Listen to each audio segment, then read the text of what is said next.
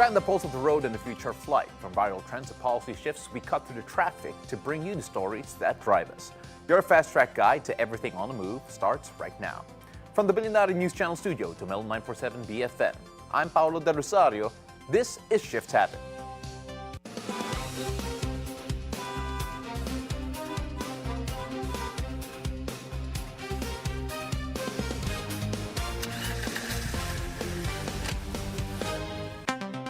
From broken infrastructure to constant traffic on our streets, the way we move through our cities often feels like a battle against the environment rather than a part of it.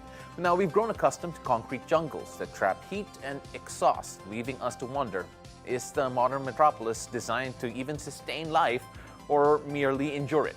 Now, for decades, urban planning has focused on resisting problems, but as climate risks grow, the old way of building is no longer working. We are now realizing that for cities to thrive and survive, they need to stop fighting nature and start working with it. Transforming a harsh urban landscape into a living city requires a radical re-engineering of our blueprints. It's about creating spaces that breathe, recycle, and regenerate, turning our urban centers from liabilities into ecosystems that actually give back to the people. Now, to help us reimagine the future of Philippine mobility and urban design, we are joined by a visionary who has consulted for the World Bank and governments across the globe. He's an architect, urban planner, and the founder of CARe-Centric PH, a man on a mission to build cities that don't just sit on the earth, but work with it.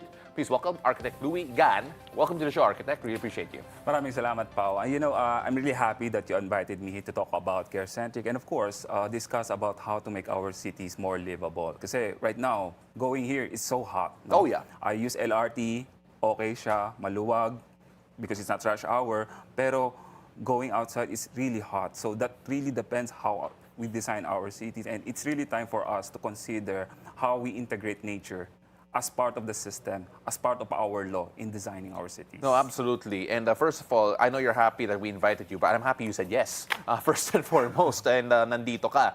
I want to talk a bit about that because when we talk about nature and city, normally it doesn't necessarily coexist, at least when we talk about yung urban landscape. Mm-hmm.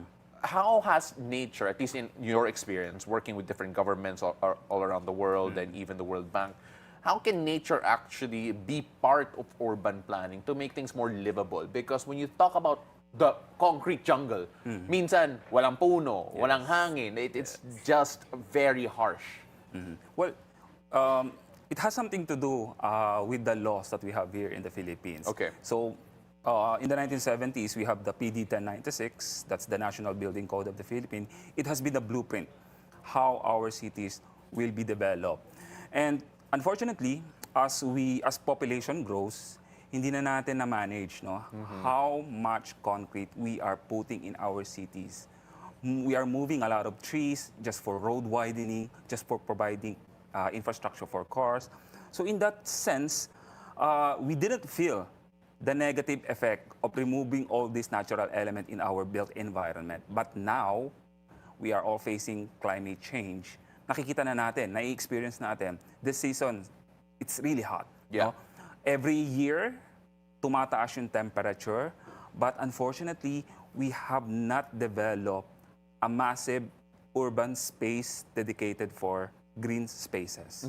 And these are just some of the strategy. We know that putting more trees, vegetation, they can help with combating climate change, urban heat, manage flooding, so on and so forth. But what we don't realize is that trees, vegetation, they can help with mitigating traffic congestion indirectly. In a sense, we encourage people to walk, going to mass transportation, public transportation, and not only that, trees and vegetation, they can enhance road safety. You know, it brings me, that whole statement reminds me of the fact that dito sa Metro Manila, at the very least, okay, there is a place called the Last Lung of Manila, and that is the Arroceros Forest Park sa may Ermita, Manila, and that even had challenges of staying alive in general, right? How, I don't know, how unfortunate is it? I think that's the term to use. How unfortunate is it that sa sobrang laki ng Metro Manila, we are talking about the last lung, a last lung sa Pilipinas, sa Metro Manila, when you take a look at the green spaces that are possible all around the many cities of Metro Manila? Well, to tell you frankly, there were news already in the past na Yeah. gustong i-convert ito into something, into a Exactly. condominium, no? So of course, marami nag-oppose. I was one of it. I posted a lot of advocacy page about that possibility. And the thing is, we have a lot of spaces naman na pwede talaga natin i-dedicate for preserving trees at Las Lango Manila. We have Arozeros. In Quezon City, there are a lot of green spaces there Yes. that we have to preserve as much Yeah. as possible. But the thing is, sometimes the rights of development override the rights of nature. And that's a problem because for right now, we have a lot of infrastructure projects that are underway that they literally cut down trees. In fact, in Quirino, going to Manila Zoo, ang daming puno dyan na malalaki, historically. No? Yeah. But due to the required connection to SLEX, so they are now cutting down those trees in order to facilitate CARe-Centric infrastructure. So, When you could talk about cars and infrastructure, but then the advocacy is all about people-centric infrastructure to make things work. How Yes. would that be implemented in your mind? It is one of your biggest passions to help create greener, more people-centric infrastructure in spaces in general. How does that work in your mind? well, when you say people-centric infrastructure, that does not necessarily mean that we will remove cars. No? Of Yeah. course, cars is still very important to our daily mobility, especially during emergency. But people-centric should start with an important factor or measurement, which is active mobility. When we try to develop infrastructure, our first measure or factor and consideration for designing is how we consider people to walk. Yeah. And that means we start with developing beautiful sidewalks. And we should treat a sidewalk like a park. It doesn't necessarily look very expensive, like BGC, etc. Kahit flat lang yung sidewalk, you have small vegetation, you do not allow patches of flood, may mga may makikita tayo dun sa mga sidewalk na yun. That is one way to start in achieving a people-centric cities. We have to prioritize active mobility. That starts from walking, then followed by bicycles, and followed by micromobility. Ito na yung mga nauuso ngayon, yung mga unicycle, etc. May nag-unicycle ba? May nakikita ako, pero I think they're dangerous because their speed is more than 30 kph. Okay, So sige. if it's less than, I would consider them as safe. Pero marami kasi nag-unicycle, hindi nag-helmet. No? Pag more than 30 kph, that's really dangerous. Even for a bike, if you're more Yung than 30 mga kph. e-cycle, you mean the electrified cycles? Yes, okay, yes. yeah. Yung mga Okay, I nakatayo, understand. oo. Okay. On that note, actually, we've talked to a lot of active mobility advocates in the past, and one of their biggest issues, apart from the connectivity, because you can have problems when going from one LGU to the next, is that the standards are never really kept the same. LGUs have different standards when it comes to active mobility, if there are any efforts for active mobility in certain LGUs. Is this siguro the first problem that needs to be addressed if we want to make it a wider effort? Do we have to standardize things first and foremost before LGUs start doing their own thing? Yes, there should be a grand master plan. Okay. A grand master plan for one region. Let's say, for example, here in Metro Manila, that's a region. We have to develop a master plan wherein each LGU are required to communicate, they talk with each other. Kasi what's happening right now, each LGU has their own. Of course, they will focus only on within their jurisdiction. But once you go out, in Makati, for example, you are now experiencing another form of different design of streets. So it's important that we have a master plan wherein each LGU will communicate with each other, connect with each other with regards to walkability, bikeability. Bike lanes are very important. They must be connected, so on and so forth. Even mass transportation and public utility vehicles. Unfortunately, we don't have that yet. So may kanya-kanya silang infrastructure development in a way that only focuses only on their netizens. It's interesting you said that by region instead of a nationwide plan. Is that more effective or more practical, actually, that plans are more region-based instead of following an entire national code? The law that we have right now, You're correct. That there should be a law that dictates what development should look like and how we transform our cities to look more sustainable. Unfortunately, what we have right now is PD 1096. It's an old law. No, we still require minimum number of parking requirements for car, but we don't have minimum parking for bicycles, unfortunately. Yeah. So we really have to change our existing statute in a way that accommodates all types of mobility, not just one. For now, we have cars, we have minimum. In other countries, they are already maximizing the number of cars required per building. Depends how big the development is. But for now, we don't have any standard for what a sidewalk should look like, how you can integrate bike lanes, gaano siya kalapad, so on and so forth. What are the bike facilities? If you go to your office, walang requirement for shower facilities, bike storage, etc. And these are part of the master plan na pwede natin ma-integrate, wherein everybody talks with each other so that we can encourage more people to use alternative mobility such as biking, public transportation, and walking. These three are very important. They have to be connected with each other, because if you only focus on walking, definitely there's a maximum limit on it. 5-minute walking is the most efficient. Beyond that, you're not going to encourage people to walk anymore. So the next step is you use bicycle. If you think that you cannot reach your destination within 5 minutes. All right. And biking is 15 minutes efficient. More than that, you use public transportation. Use public transportation Yes. already. Okay, so we're still with Architect Louwie Gan, and when we come back, we're going to talk more about how we can try to bring nature back into the city as well. So don't go away. We'll be right back after a quick moment.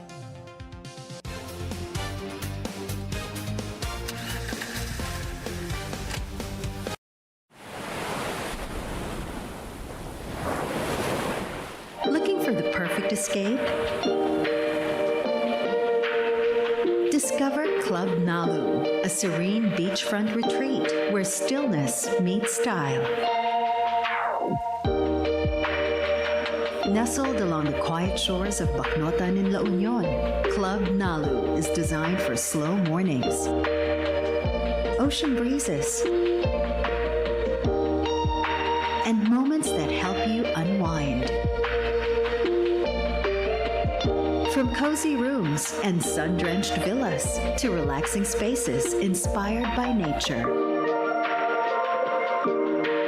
Every corner invites you to pause, breathe, and recharge. Club Nalu, come as you are and leave feeling a little lighter. Book now at clubnalu.ph.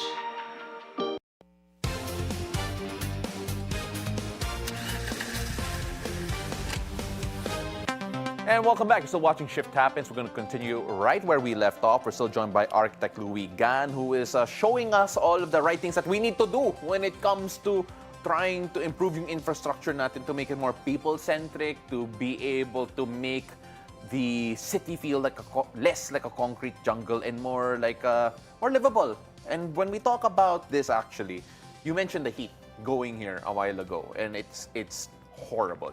Yes. I was there for a while as well, just outside, and I don't know how I survived that, to be honest, and I don't know how other people do it. Pero there are some LGUs, we had a conversation recently with the Iloilo LGU that have started trying to use nature-based solutions to help with climate mitigation.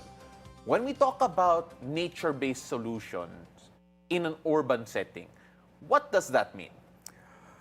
Well, nature-based solution means you are going to use nature's knowledge in solving urban problems. Okay.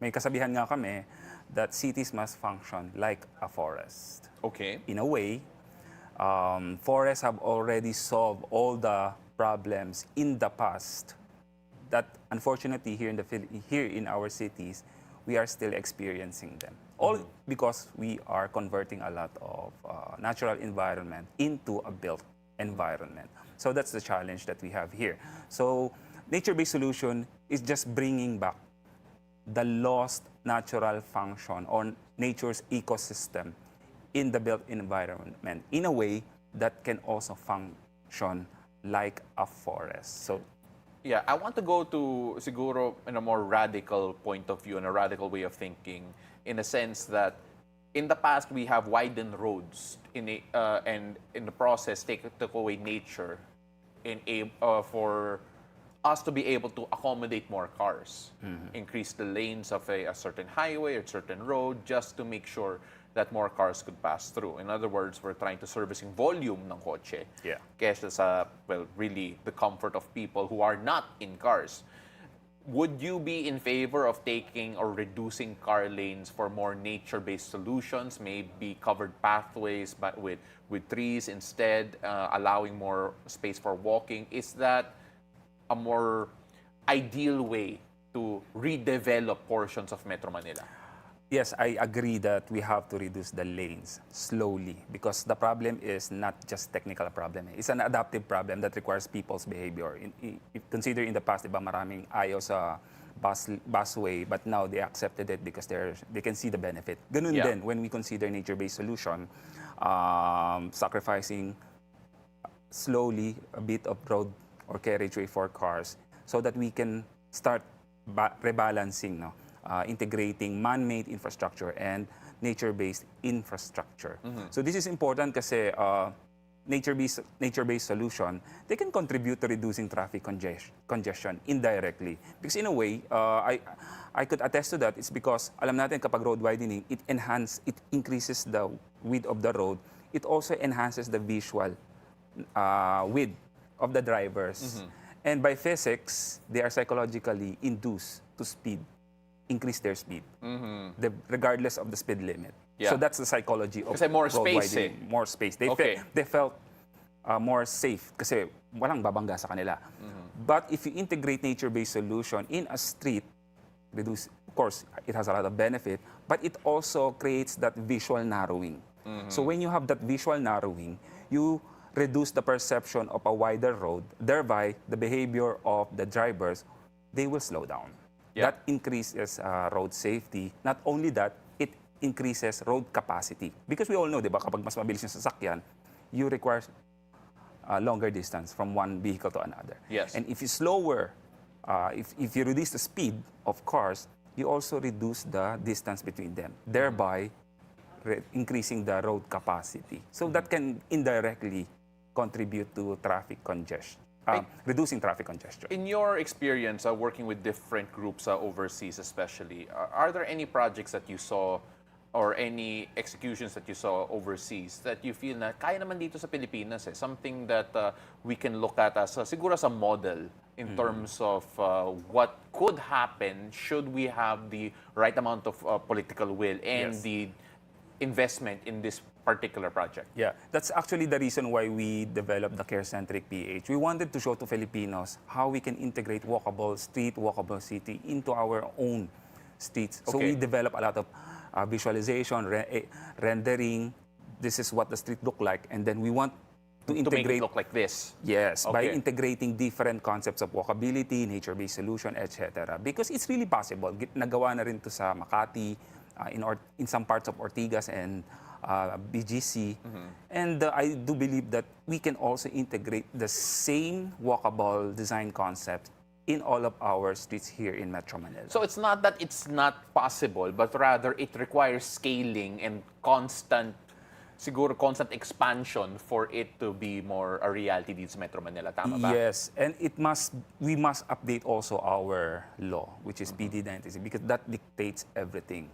Our local authorities are mandated to follow what is included in the building code. Of course, they can develop their own ordinance, but then again, they will follow what the national only the building minimum. code. Yes. When we look at the building code right now and we talk about what's lacking in particular, I'm sure you've seen it over and over again and you have a wish list. If there were minimum changes that you would want made to that particular bill, what would that be? Well, first, there should be a minimum bicycle parking storage per establishment, especially for commercial buildings. And there should be, we have to start not mandating minimum parking area, but rather we specifically state maximizing or don't provide at all. What do you mean? Sorry. Because in our building code, there's a requirement that if you have, let's say, 10,000 square meters of commercial space, you have to provide at least one parking for 100 square meter. I'm guessing, I'm just guesstimating for now. Okay. No? But we have that requirement. So that means if that's 10,000, you have to provide 100 or 1,000 parking spaces. We still have that in our code. Okay. And in other countries, they remove it, and now they're now maximizing the number of parking requirements. And sometimes they remove. It's up to the building owner if they want to provide parking. Oh, okay. Sige. So it's either you maximize it or you just take it out. Yes, Right? So you use yes. either actually more space for the parking, get more cars out of the road. Yes. And into. Okay, no, that makes more sense. All right. Is there any other point that you would like to add to that? Yes. In the building code, we also have what we call ISA and USA. ISA stands for impervious surface area. Ito yung mga hindi nag-absorb ng tubig, etc., ng mga concrete pavement. We also have unpaved surface area, USA. Ito naman yung mga vegetation, soil exposure. So these are the surfaces that can absorb water. Yeah. For now, the problem that we have is that it's the implementation. Okay. So if you walk, let's say for example, maglakad ka lang dyan sa labas. I can see a lot of development, they don't have pervious surfaces. Okay. There's no vegetation. I think we have to, it's more of the enforcement then. But in updating the building code, it's important that I think every development should have a vegetation or a tree. Because we don't want to reach at 2050, where in the MIT scientists, they already said that globalization will collapse because of climate change. Because we don't want to reach that 3 degrees or 2 degrees Celsius. Yeah.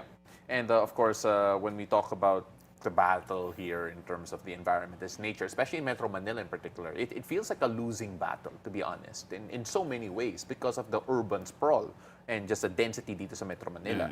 But then, what are signs of hope that we could cling on in terms of like, pwede naman we can make that change? Yes, you mentioned about density, no? There's a lot of misconception. When you say density, it's bad. It's actually good when we consider efficiency.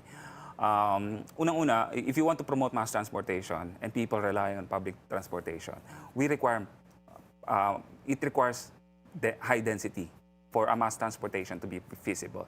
That's one of the reasons why in southern portion of Metro Manila, say Cavite, no, you cannot build their mass transportation because of low density development. You mentioned about horizontal or sprawling. We want to prevent that. And you can prevent that by way of introducing high density living. I'm not saying that we have to integrate a lot of high-rise developments. In fact, 5 to 10 story building, they can contribute to densifying our community in order to allow or make feasible mass transportation. Now, the problem about high density is we don't have a balancing design, such as integrating unpaved surfaces, vegetation, green. So these are the elements that can actually help us mitigate urban heat island, and at least they can contribute to minimizing flooding. Alam mo, Architect, I wish I had 2 hours with you kasi feeling ko we could come up with a master class based on our conversation. But unfortunately, we're running out of time. For those who want to follow more and learn more about yung mga efforts nyo and yung grupo nyo, where can they follow you guys? Well, we have a page in, we have our Facebook page called CARe-Centric PH. So what we do, please send us any questions, or if you have any renderings that you want to you want us to post in our page, you are welcome to send us your images, and then we will post them in our Have any Facebook renders there actually come through? Have any renders there have been used by LGUs before? Not yet. Not yet. But in the past. We'll try to get there. We'll try to get there. Ladies and gentlemen, he is Architect Louwie Gan. You can check out CARe-Centric PH over on their social media pages. And unfortunately, Architect, we're out of time. But really appreciate you coming on over. And hopefully, we can try to greenify and make more livable the metro areas dito sa Pilipinas. Not just Metro Manila, but everywhere. Thank you so much for being here. Thank you. All right. So that concludes our roundup on stories driving the industry forward. Ako po si Paolo del Rosario. Join us again tomorrow on Shift Happens, your fast track guide to everything on the move.